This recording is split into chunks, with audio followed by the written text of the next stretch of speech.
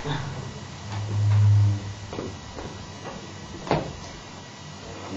Eric, you, David. I join with this gathered community of family and friends in offering the four of you, Judy and Susan, Sam, Jeremy, Lily, Griffin, and Holden, my deepest condolences. Ava, I know your home was one that existed with its door always open to your community, and so I hope that this moment here and now with all of us, though in so many ways completely out of the ordinary, can feel a little bit familiar.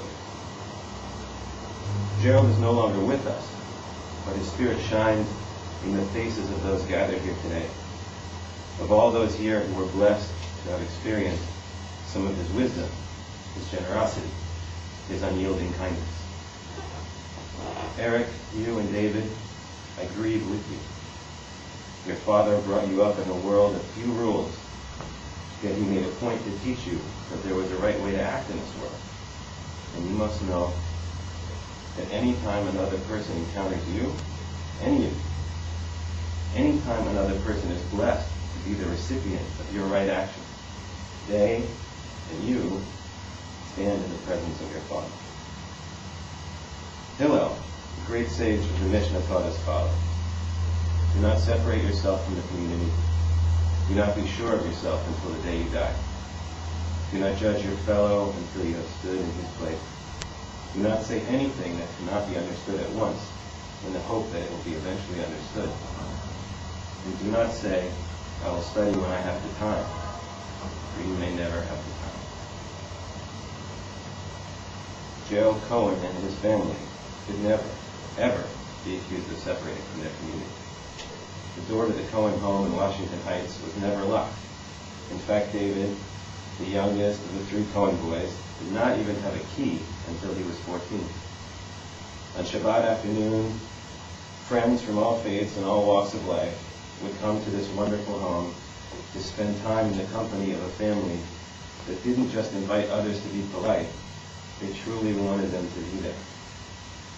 Now perhaps this open-door policy, seemingly more fitting to life in the country, was just Gerald trying to bring a small taste of Hicksville to the island of Manhattan. Or maybe it was much more. Maybe it was a shining example of what is produced by a family whose patriarch believed so strongly that there was a right way and a wrong way for a Jewish person to live in this world. Though Gerald often seemed to live his life as if he had done it all before, though he seemed to be unfazed by life's twists and turns, he never pretended to have all the answers. Once asked exactly what it was he taught for 30 years at Taft High, Gerald responded, I try to teach English. Gerald had a unique relationship with words. He loved the English language. He was not simply a scholar of contemporary literature, but learned in Old and Middle English as well. Yet when forced into a situation that could possibly call for the lower end of the vernacular, Gerald would put his knowledge into action, skewing foul language in favor of such literary gems as Gee Whiz or Holy Moses, King of the Jews. And it would be through this love for language that he met the love of his life, Ava.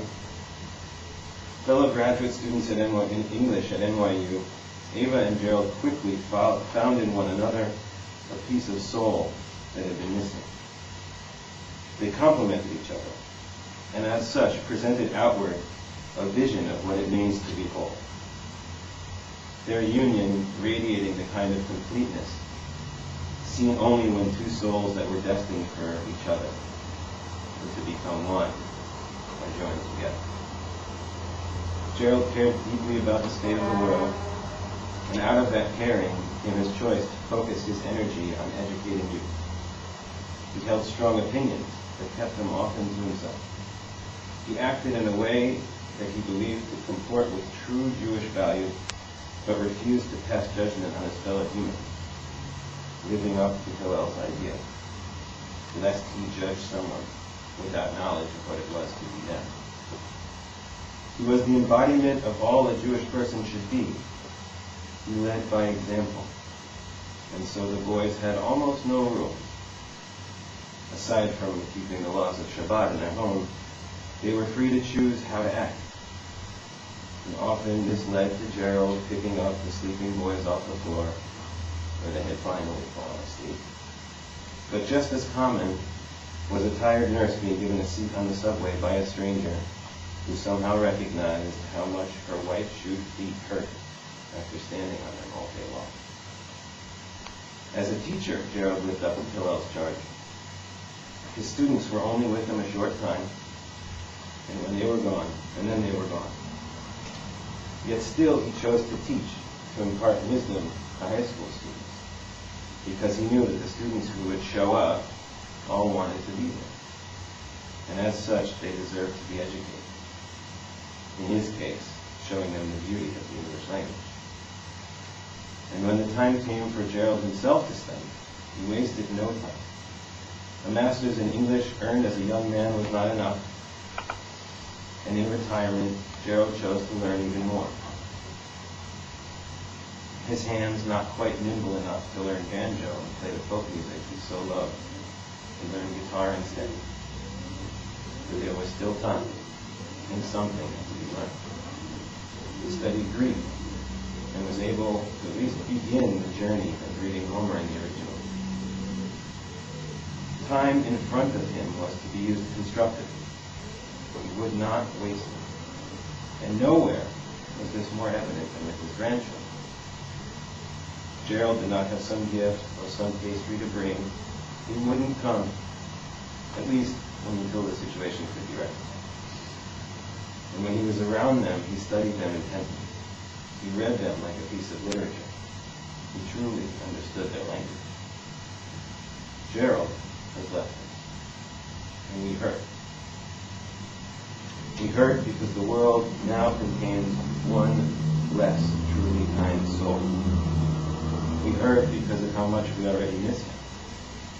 Yet all of us here know deep down in our hearts that all a person needs is one opportunity to spend time with his children or grandchildren, to understand that though Gerald is gone, he left behind a world that is truly kinder than the one he was born into. El Male Racham, God filled with compassion. Hametzei Menucha Nechona Hachat Kanfei Hashkina. Grant Gerald a full and perfect rest under the wings of your sheltering Shekhinah.